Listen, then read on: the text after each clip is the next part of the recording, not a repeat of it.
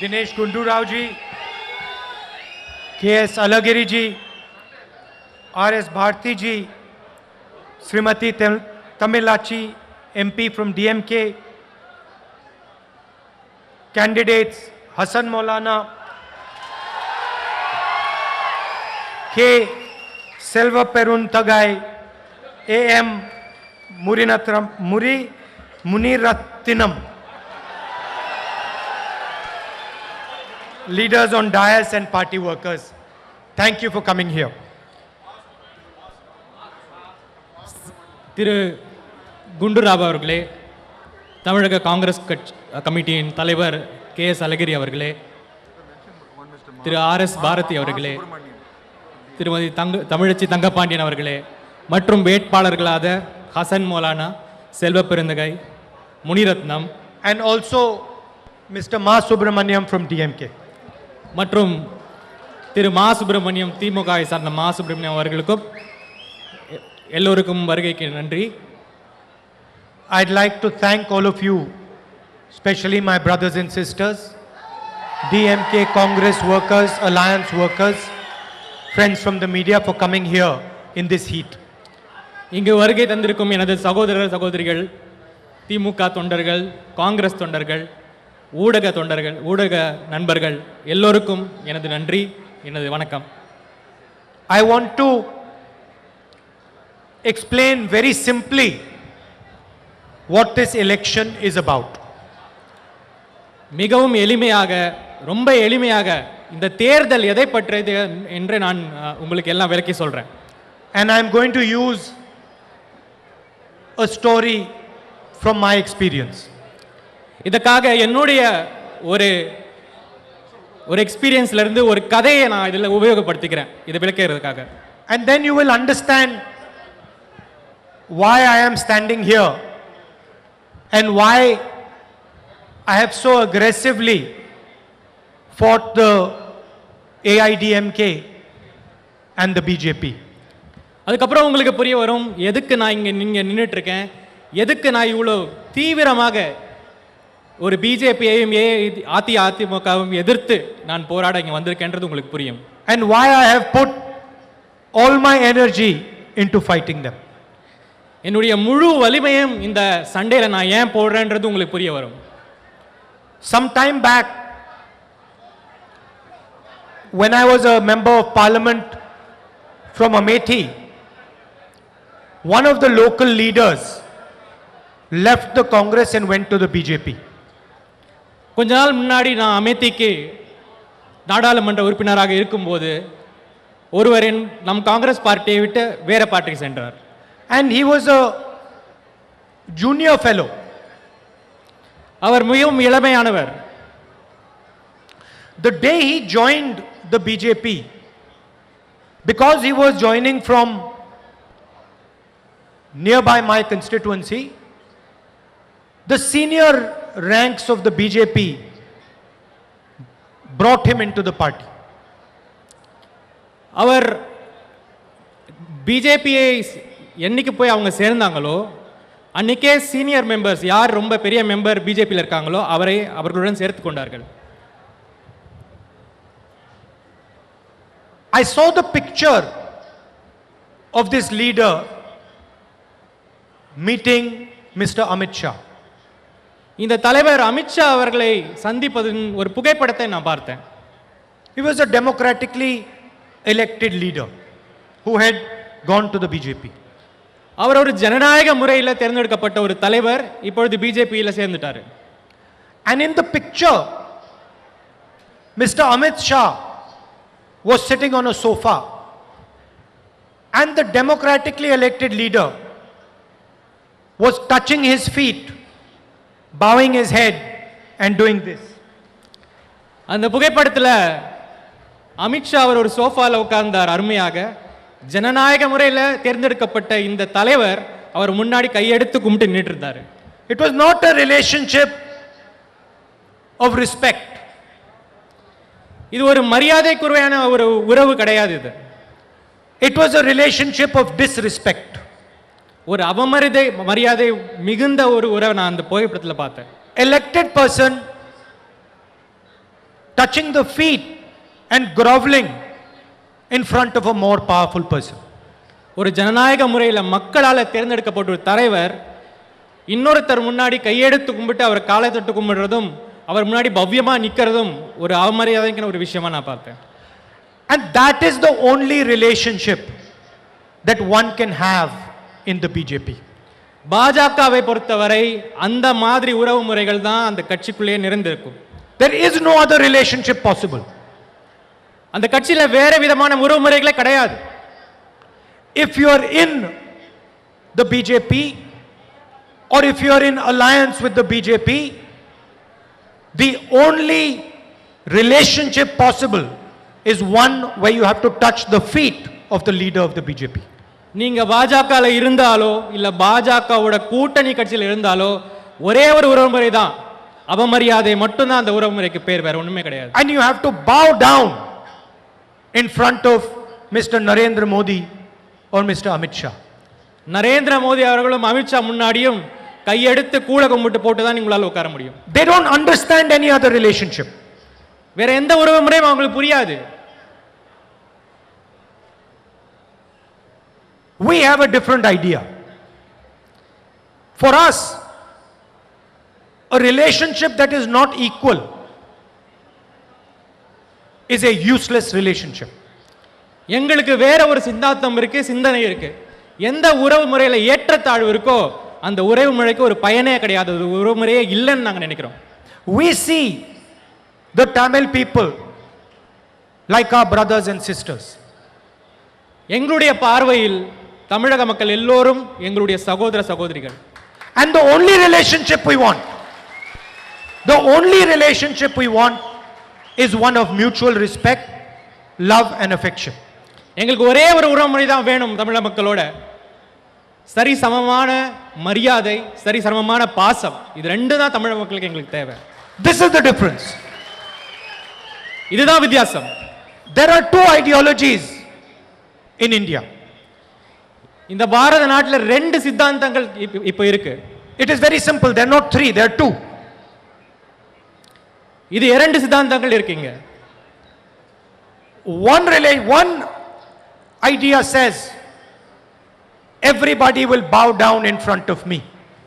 ஒரு சித்தாந்தம் என்ன சொல்லுதுன்னா எல்லாரும் எனக்கு கீழே தான், எனக்கு கும்பிட்டு போட்டு தான் நிக்கணும். That is what the RSS, Narendra Modi, Amit Shah believe in. அதுதான் RSS, நரேந்திர மோடி மற்றும் அமித்ஷாவோட சித்தாந்தம். And the other philosophy, ideology is one of brotherhood, equality, mutual respect. That is what we believe in. இன்னொரு சித்தாந்தம் என்ன தெரியுமா? சகோதரத்துவம், பாசம், மரியாதை. இதுதான் இன்னொரு சித்தாந்தம். அந்த சித்தாந்தத்தை நாங்க நம்புறோம். My problem was that I could not bear to see the chief minister of Tamil Nadu, of such a great civilization, of such a great language, of such a great tradition, touching the feet, bowing in front of Mr. Narendra Modi, Mr. Amit Shah and the RSS. என்னுடைய பிரச்சனை என்னன்னா, இவ்வளவு தொன்மையான பண்பாட்டையும் ஒரு பாரம்பரியத்தையும் ஒரு மொழியையும் கொண்ட தமிழக மக்களின் பிரதிநிதியான ஒரு முதலமைச்சர், தமிழக முதலமைச்சர், It made me angry. அவர் அமித்ஷா மற்றும் மோடியின் கால்களில் விழுந்து கிடப்பது எனக்கு ஒரு பிரச்சனை. இதை பார்க்கும்போது எனக்கு ரொம்ப கோபம் வந்தது. That the leader of such a great history, such a great people is bowing and scraping in front of these people. இவ்வளவு தொன்மையான மக்களின் ஒரு தலைவர் இந்த அரசியல்வாதிகள் இந்த மோடி மற்றும் அமித்ஷாவின் காலில் விழுந்து கிடக்கிறார்களே என்று எனக்கு கோபம் வந்தது. And that is why I am here today. அதனால தான் நான் இங்க வந்து இன்னைக்கு நின்னுட்டு இருக்கேன். I want a relationship with the Tamil people that is equal. எனக்கு தமிழக மக்களோட சமமான ஒரு உறவுமுறை தேவைப்படுது. That is respectful. அது மரியாதை நிரம்பிய ஒரு உறவுமுறையாக இருக்க வேண்டும். And I want a Tamil Nadu that is run from Tamil Nadu, not from Delhi. எனக்கு எந்த மாதிரி தமிழ்நாடு வேணும்னா தமிழகத்திலிருந்து ஆட்சி முறை செய்யப்படுற ஒரு தமிழ்நாடு தான் வேணும். டெல்லியிலிருந்து ஆட்சி பண்ற தமிழ்நாடு எனக்கு வேண்டாம். But there is one difference. There is one difference. See, for me, if I say Tamil Nadu is India, then I have to also say and accept that India is Tamil Nadu. ஒரு வித்தியாசம் இருக்கு. நான் எப்போ Tamil Nadu India என்று நான் சொன்னேனோ அப்பவே India என்பது தமிழ்நாடுன்னு நான் சொல்லி ஆகணும். For me, an India where Tamil Nadu is forced to bow down is not India. It is something else.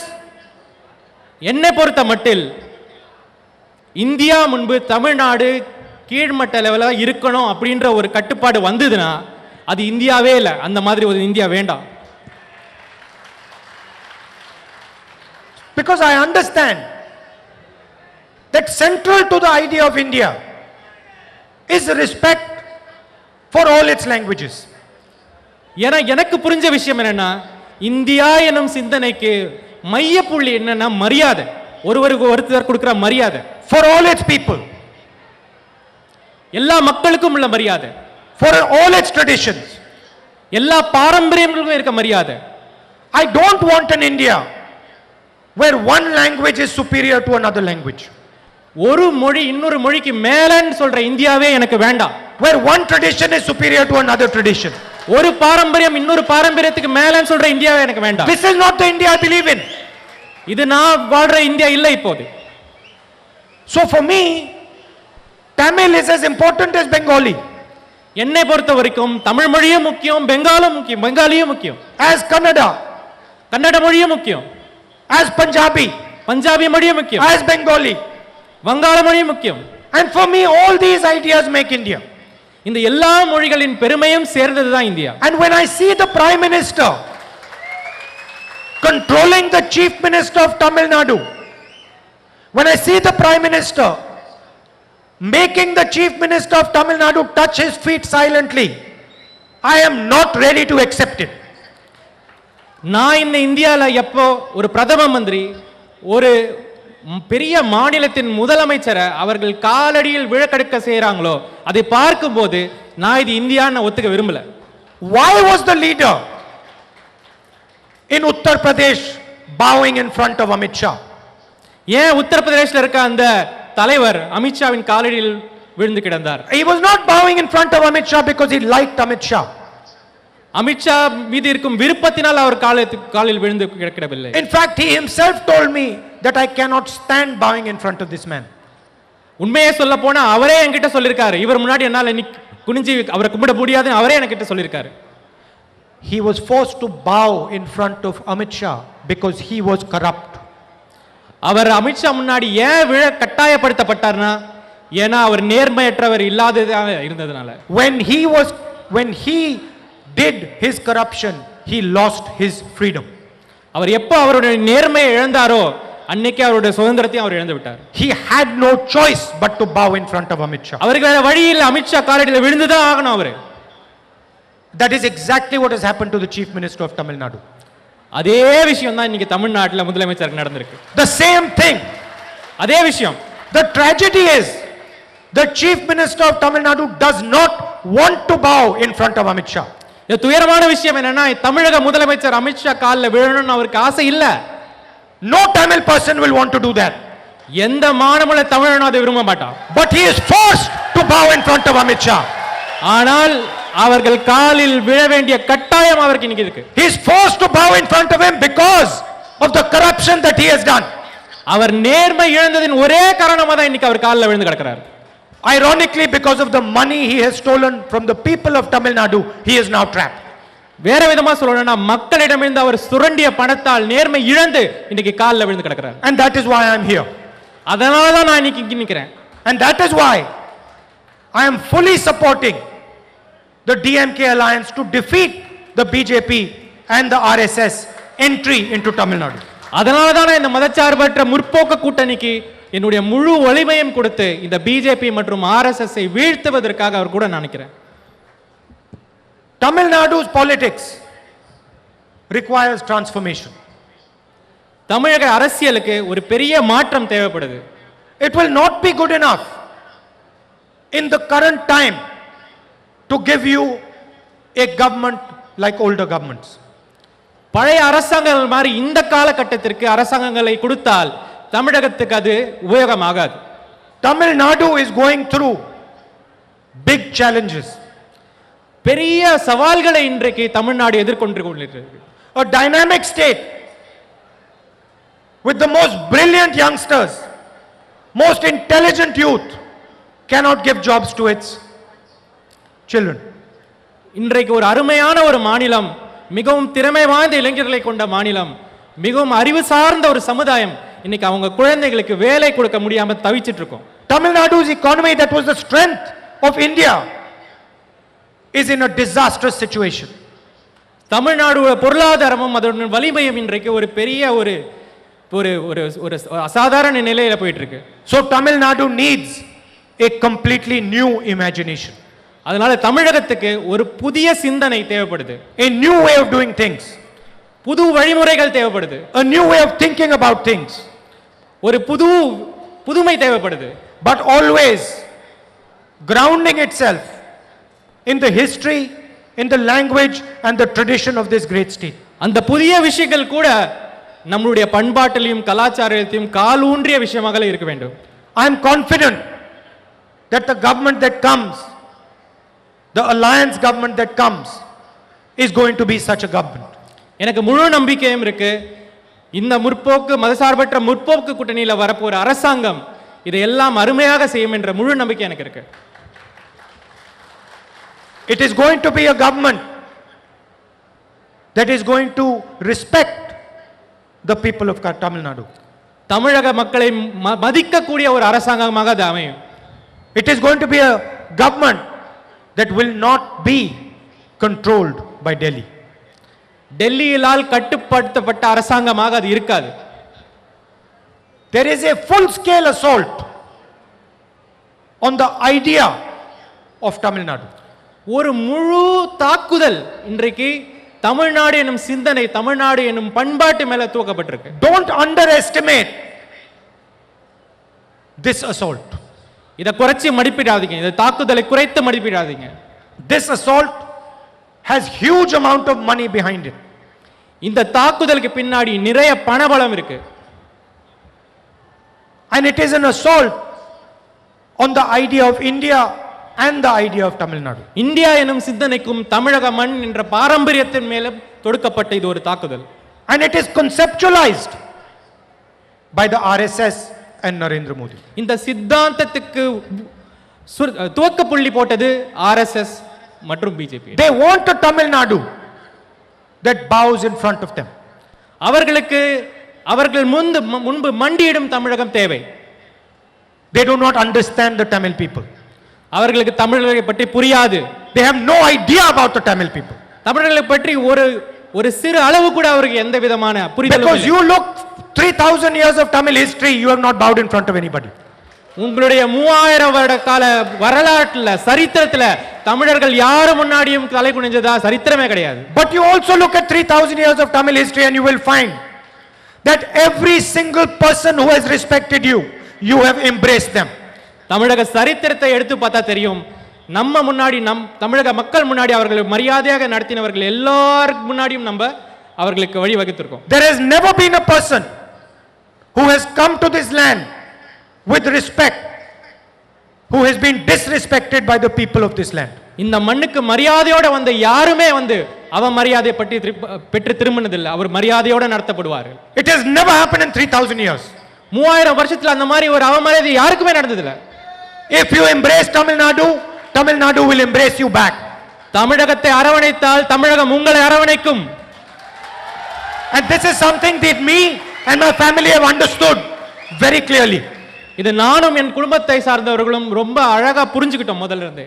If we give you this much love, you return this much love. நீங்க அவர்களுக்கு இவ்வளவு அன்பை கொடுத்தால் அவர்கள் இவ்வளவு அன்பை திருப்பி கொடுப்பார்கள். Whatever we give you, you give us twice back. நாங்கள் ஒரு பங்கு உங்களுக்கு கொடுத்தா நீங்க 2 பங்கு எங்களுக்கு திருப்பி கொடுப்பீங்க. We give you this much affection, you give us that much affection. நீங்க இவ்வளவு அன்பை நாங்க இவ்வளவு அன்பை செலுத்தினால் நீங்க இவ்வளவு அன்பை எங்களோட செலுத்துவீங்க. So for me to accept anything less than a respectful relationship is wrong. இந்த மரியாதை உள்ள உறவை தவிர அதற்கு கீழாக எதையுமே நான் எதிர்பார்க்கல, எதையும் நான் ஒத்துக்கவும் மாட்டேன். For me to expect anything other than a relationship based on love and affection is wrong. வேற எந்த மாதிரி உறவாக இருந்தாலும் சரி, இந்த ஒற்றுமை, இந்த ஒரு சமம் இல்லாத ஒரு உறவு வந்து சரியான உறவாக அமையாது. I would rather not have a relationship with you than have one that is not based on love and affection. இந்த அன்பும் பாசமும் மரியாதையையும் தாண்டி அதை தாண்டி வேற எந்த உறவும் வந்து எனக்கு தேவையில்லை. I also understand that you are central to the idea of India. அதே விஷயம்தான் இந்தியா எனும் சிந்தனைக்கும் ஒரு மைய புள்ளியாக அமைகிறது. India cannot exist without Tamil Nadu. தமிழகம் இல்லாமல் இந்தியாவே இல்லை. Please understand, I am saying a very deep thing. India cannot exist without Tamil Nadu. சரியா புரிஞ்சுக்கோங்க, இது ஒரு ஆழமான விஷயத்தை நான் சொல்றேன். இந்தியா எனும் சிந்தனை தமிழகம் இல்லாமல் இல்லை. You are a central pillar. You are a foundation of the idea of India. India எனும் சிந்தனைக்கு ஒரு அடித்தளமே தமிழகம் தான். You are not the only foundation. There are other foundations, but you are a foundation. நீங்க தமிழகம் மாற்றும் ஒரு அடித்தளம் இல்ல, மற்ற அடித்தளங்களும் இருக்கு, ஆனால் தமிழகம் என்பது ஒரு முக்கியமான அடித்தளம். And I might say that you are one of the oldest traditions. ஒரு இந்தியாவில் ஒரு பழைய பண்பாடு, ஒரு பாரம்பரியம் தமிழகத்துக்கு உண்டு. So you are a tested foundation. நாம் பல முறை சோதனைகளை சந்தித்த ஒரு பாரம்பரியம். I am here to defend Tamil culture and language. நான் தமிழக பண்பாட்டையும் தமிழக மொழியையும் காக்க இங்கு வந்துள்ளேன். But through Tamil culture and language, I am also defending the Indian nation. தமிழகத்தை காப்பதன் மூலம் நான் இந்தியாவையும் காப்பாற்றுகிறேன். The Indian nation is under attack in Delhi. டெல்லியில் இந்தியாவின் மீது ஒரு தாக்குதல் தொடுக்கப்பட்டிருக்கு. Democracy is under attack. Constitution is under attack. All our institutions are under attack. ஜனநாயகத்து மேல ஒரு தாக்குதல் இருக்கு, அரசியலமைப்பு சட்டத்து மேல ஒரு தாக்குதல் இருக்கு. நம்மளுடைய நாட்டில் இயங்கக்கூடிய எல்லா அமைப்புகள், சுதந்திரமாக இயங்கக்கூடிய எல்லா அமைப்புகள் மேலேயும் ஒரு தாக்குதல் நடத்தப்பட்டு. So that is also why I am here. அதனாலயும் தான் நான் இன்னைக்கு இங்க நின்னுட்டு இருக்கேன். Because I understand how important you are to the foundation of this country. ஏன்னா எனக்கு புரியுற விஷயம் என்னன்னா, நீங்க எவ்வளவு முக்கியம் இந்த அடித்தளத்துக்கு, இந்த நாட்டின் அடித்தளத்துக்கு மக்களாக நீங்க எவ்வளவு முக்கியம் என்பது எனக்கு புரியும். You have seen the effect of this attack on you and the rest of the country.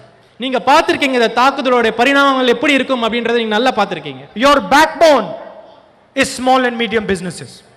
நம்மளுடைய முதுகெலும்பு என்ன என்று பார்த்தால் சிறு மற்றும் குறு தொழில்கள் தான் நம்மளுடைய முதுகெலும்பு. You are the entrepreneurship capital of India. ஒரு தொழில் முனைவோரின் ஒரு தலைநகரமாக இந்த தமிழகம் திகழ்கிறது. You are the manufacturing capital of this country. நாம் ஒரு manufacturing தலைநகரமாக தமிழகம் திகழ்கிறது. Someone drives a car, it is made in Siriperambudur.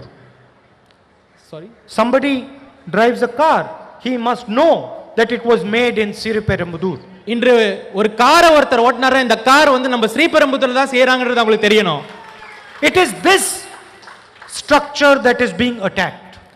இந்த ஒரு கட்டமைப்பை தான் அவங்க தாக்குறாங்க. இப்போ demonetization was an attack on this structure. demonetization பண மதிப்பீடு இது மேல தொடுக்கப்பட்ட ஒரு தாக்குதல். It was an attack on the spirit of Tamil Nadu.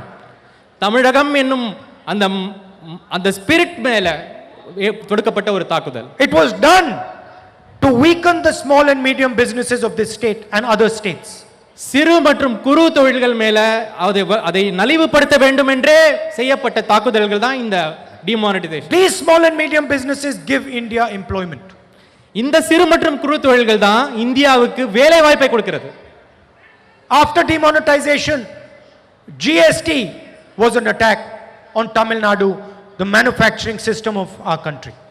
அந்த டிமானிட்டைசேஷன் பண மதிப்பீடு முடிஞ்ச உடனே ஜிஎஸ்டி எனும் இன்னொரு பெரிய தாக்குதல் நம்மளுடைய உற்பத்தி செக்டர் மேல செலுத்தப்பட்டது. And when they have destroyed the manufacturing system, now they are going for the farmer, for the agricultural system. இன்றைக்கு உற்பத்தி எல்லாத்தையும் அந்த தாக்குதல் தொடுத்த மீது அதை செயலிழக்க செய்த விட்ட அப்புறம் இப்போ வந்து விவசாயத்துக்கு மேல அந்த தாக்குதலை தொடுத்திருக்காங்க. 3 new laws that are designed to cripple every single farmer in this state and in this country. 3 வேளாண் சட்டங்களை அவங்க அமைச்சிருக்காங்க. ஒரு விவசாயியும் நலிவடைய செய்யும் அந்த 3 வேளாண் சட்டங்கள் இப்ப அமைச்சிருக்காங்க.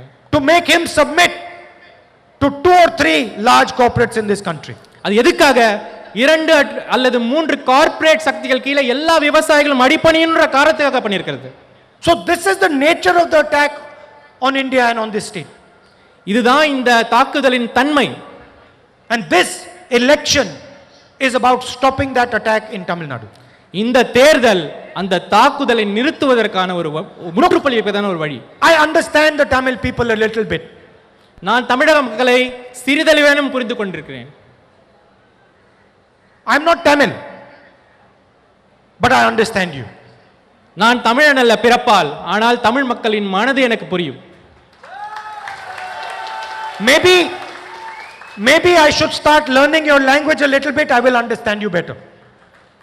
நான் ஒருவேளை நான் இன்னும் தமிழை படிக்க ஆரம்பிச்சா நான் இன்னும் நல்லா உங்களை புரிஞ்சுப்பேன்னு நான் நினைக்கிறேன். I am trying to slowly do it. I am reading some of your literature. மெதுவாக தமிழ் மொழியை கற்றுக்கொள்ள நான் முயற்சி செய்கிறேன். சில இலக்கியங்களையும் படிச்சிருக்கேன் இப்போ. I read some of the poems written by you. So I am trying to understand. திருமதி தமிழச்சி இயற்றிருக்கும் சில கவிதைகளை நான் படிச்சிருக்கேன். அதனால நான் தமிழ் மொழியை புரிஞ்சுக்க நினைக்கிறேன். And I am confident that as my relationship with this state and the people deepens, I will understand you better. இன்னும் கூட நம்மளுடைய உறவு முறைகள் இன்னும் கெட்டியாகும் போது, இன்னும் நான் பல முறை பார்க்கும்போது என்னுடைய தமிழ் மக்களின் புரிதல் இன்னும் ஜாஸ்தி ஆகும்ன்றது என்னோட நம்பிக்கை. But I can tell you with what I already understand about you what is going to happen in this election. ஆனால் எனக்கு ஏற்கனவே இருக்க புரிதல்ல சில விஷயங்கள் நான் உங்களுக்கு சொல்றேன். இந்த தேர்தல்ல என்ன நடக்க போகுது நான் இப்பவே உங்களுக்கு சொல்றேன். The BJP and RSS is going to get smashed in this election. BJP மற்றும் ஆர்எஸ்எஸ் இந்த நிலத்தில் வேரறுக்கப்படுவார்கள். Because they are not fighting. Please understand. Previous elections, they were about political parties. It was AIDMK fighting DMK. That was the previous election. This is not like that. This is a different election. இந்த விஷயத்தை நல்லா புரிஞ்சுக்கோங்க. இதுக்கு முன்னாடியும் இங்க தேர்தல்கள் நடந்தது. அந்த தேர்தல்கள் எல்லாம் அரசியல் கட்சிக்குள்ள, அஇஅதிமுக ஒரு அரசியல் கட்சி, திமுக ஒரு அரசியல், அந்த அரசியல் கட்சிக்குள்ள நடந்த தேர்தல். ஆனா இந்த அரசியல் இந்த தேர்தல் அப்படி கிடையாது. In this election, it is not a fight of political parties. இந்த தேர்தல்ல அரசியல் கட்சிகள் சண்டை போடல. This has now become an election between AIDMK, RSS, Modi and Shah and the Tamil people. இந்த தேர்தல் அஇஅதிமுக, மோடி, அமித்ஷா, ஆர்எஸ்எஸ் ஒரு புறம், தமிழக மக்கள் எல்லோரும் மற்றொரு புறம். So you are going to see now a decimation of the AIDMK, BJP, RSS combined. இந்த தேர்தல் முடிவில் நீங்க என்ன பார்க்க போறீங்கன்னா அஇஅதிமுக, ஆர்எஸ்எஸ், மோடி, பிஜேபி அவர்களின் அணி முற்றிலுமாக பொடியாகப்படுவார்கள். And the instrument of that decimation is going to be the DMK alliance and Stalin. அதை செய்யக்கூடிய ஒரு சக்தி தான் நம்ம மதசார்பற்ற முற்போக்கு கூட்டணி டிஎம்கே மற்றும் Congress alliance. And he is going to become the chief minister of Tamil Nadu. தளபதி ஸ்டாலின் அவர்கள் இப்பொழுது தமிழகத்தின் முதலமைச்சர் ஆவார்கள்.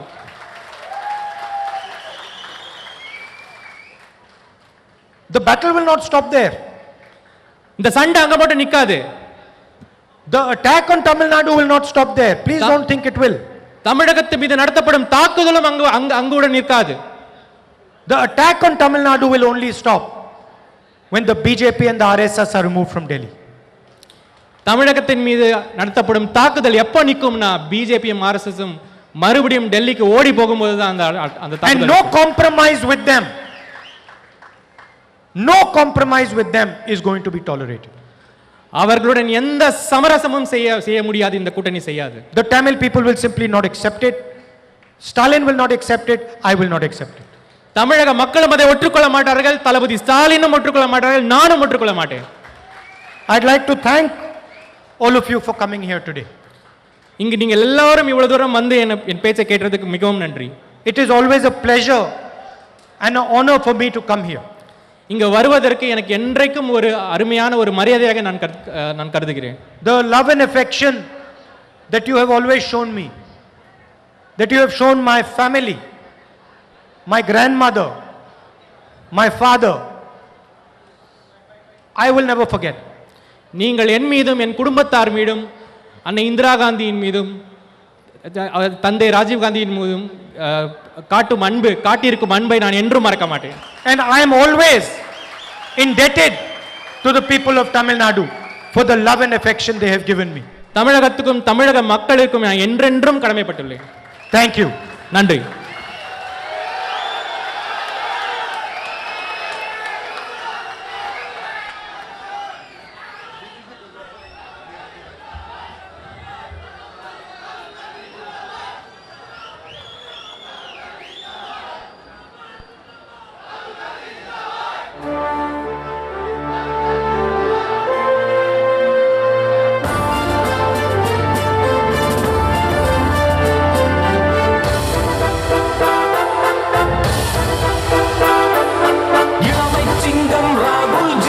எளிமை தங்கம் ராகுல்ஜி, காங்கிரஸ் தலைவர் ராகுல்ஜி, நம் கனவு தலைவர்